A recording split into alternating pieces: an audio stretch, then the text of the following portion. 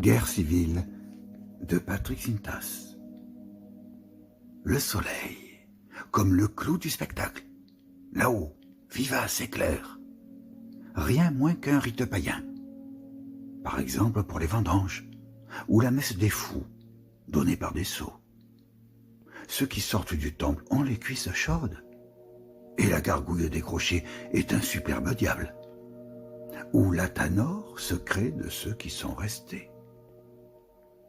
En bref, le cheval avançant porte sur lui le tronc d'un homme. Et la première date avancée pour la guerre est une erreur. Non pas qu'on exagère maintenant le nombre de désertions, rien n'est mieux prévu que la façon de le réduire, dans des proportions raisonnables, pour le maintien de la République. La désertion ne fausse pas les dates, mais on ne peut évaluer l'exacte participation de l'homme de la rue au conflit rituel qui aura lieu sans qu'on puisse en fixer la date. Ce rite nécessitait la présence d'un cheval et d'un homme armé, et le soleil est une façon comme une autre de regarder la mort en face. Sa vivacité est un signe du déclin de la lumière, je veux dire de sa clarté.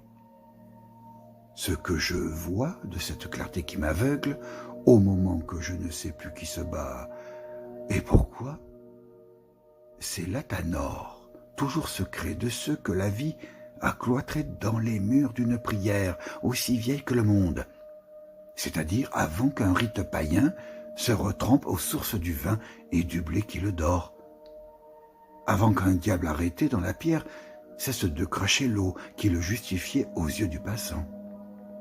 Et celui-ci devra se battre pour sauver sa peau, et à un moment son geste de défense est suspendu dans l'éclat de verre d'un soleil déchaîné qui l'éclaire et l'innerve. Et la mort n'est plus une certitude, tout au plus une probabilité qu'un homme seul, et par conséquent sans défense, a le droit de jouer contre sa propre existence. Certes, un déserteur ne tient pas compte du parallélisme de la lumière ainsi déjetée, mais parce que son éclairage est un feu d'artifice, dont la postérité seule dira la hauteur, dans la nuit de l'histoire passée et vécue par d'autres qui ont légué ce qu'ils ont pu, Athanor hermétique de pierre en pierre, où le diable s'accroche dans les postures les plus anciennes, les membres soudés à la mémoire de ce qu'ils ont embrassé de nouveau. Par exemple aux vendanges, avec un fer à cheval pour conjurer le mauvais sort. Dans le moindre millésime, aux sources du vin que la terre n'a pas nourri, sont les pluies et le soleil qui les ravale. Aux sources du pain que la terre n'a pas enfanté, sinon le soleil et les pluies qui le secrètent. À l'Athanor voyageur dans la terre impure et sur les eaux purificatrices. Et à sa fumée aux yeux de l'homme de la rue qui vient de rater le dernier omnibus à l'heure de la pluie et du soleil. Au moment que le voyage annonce une fin mémorable. Enfin, ce que la mémoire d'un homme usé par le sang peut retenir de la trajectoire de l'éclat du point de chute à l'homme en guerre. Ici, le soleil apparaît comme la dernière lumière. Par exemple, à l'angle du métal, à tout moment de sa distance, et l'ombre portée sur n'importe quel support est à la mesure du parallélisme approximatif dont l'œil accommode sa vision. Enfin, la lumière est jetée sur la proximité menaçante du feu, la présence indispensable d'une bouffée d'air frais, la vitesse de croissance de la Terre, et sur la croisière que l'eau aventure dans le périple hallucinant, sonore et idéal de la vie vers la mort. Telle est la parodie jouée une fois l'an dans le temple toujours sacré, mais soucieux de la solidité de son pouvoir sur les hommes.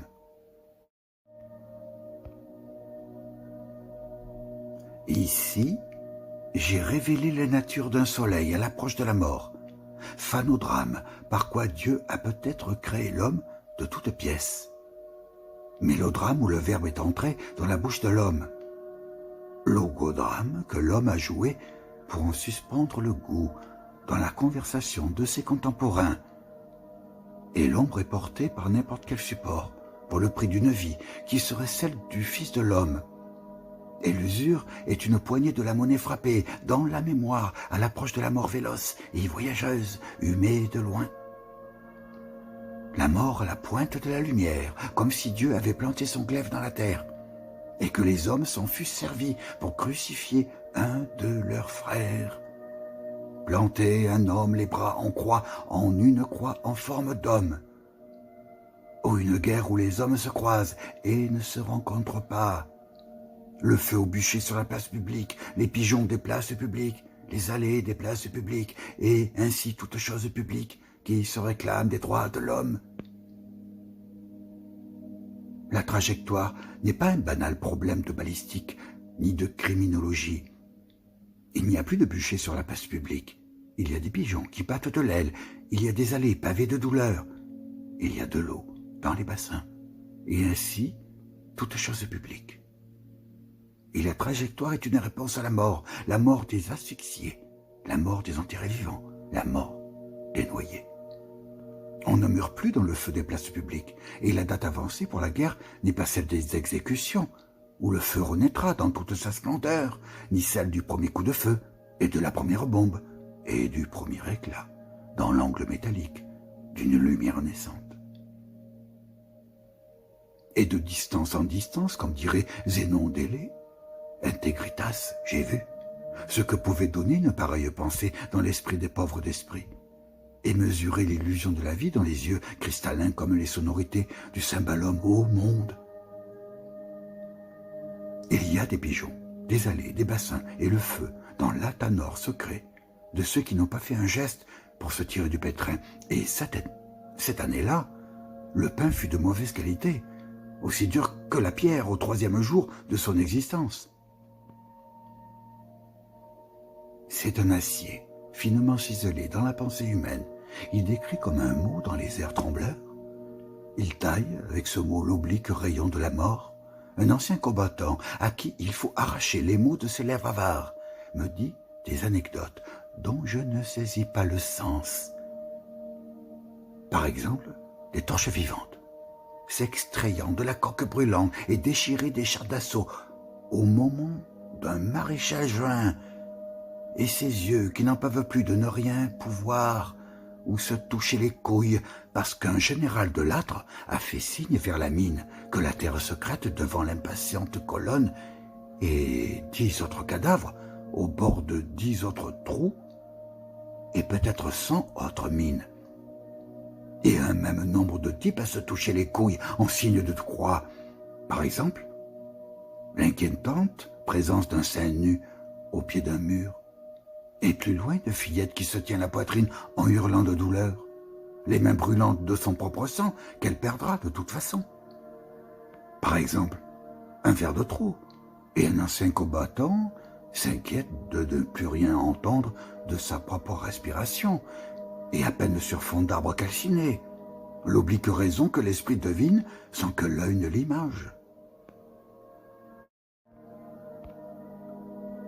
Du point de chute à l'homme, l'obscène défilé des atrocités de la guerre, d'un chant d'entrée à la bénédiction finale, comme un mot, et l'air tremble.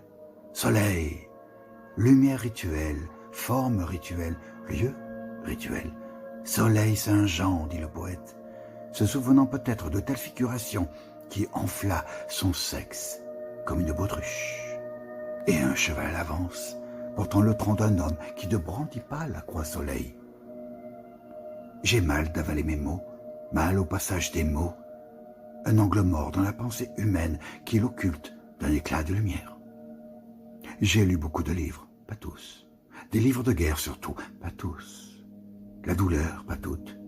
L'attente surtout, pas toute l'attente, un moment de l'attente. Mais c'est déjà beaucoup de savoir que ça peut arriver à n'importe qui. C'est une terrible pensée, plus terrible que la mort, qui l'occupe pourtant infiniment. Je ne connais pas de pensée plus cruelle et j'ai mal d'avaler mes mots pour ne pas déranger l'ivresse, où je ne bois pas. Je voudrais être poète, je voudrais pouvoir déranger, mais je ne dérange pas.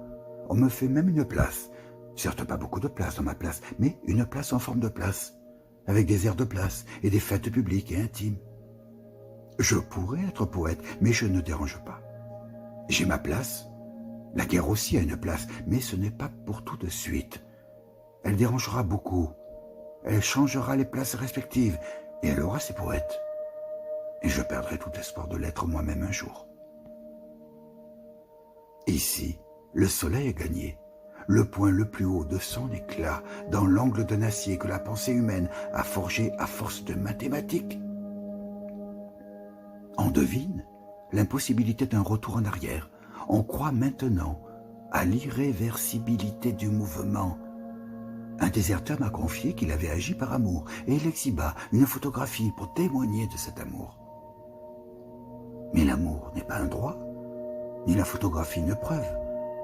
J'ai connu un objecteur qui avait un corps, puis l'ancien combattant retrouva ses esprits et me reprocha de l'avoir écouté avec autant d'attention.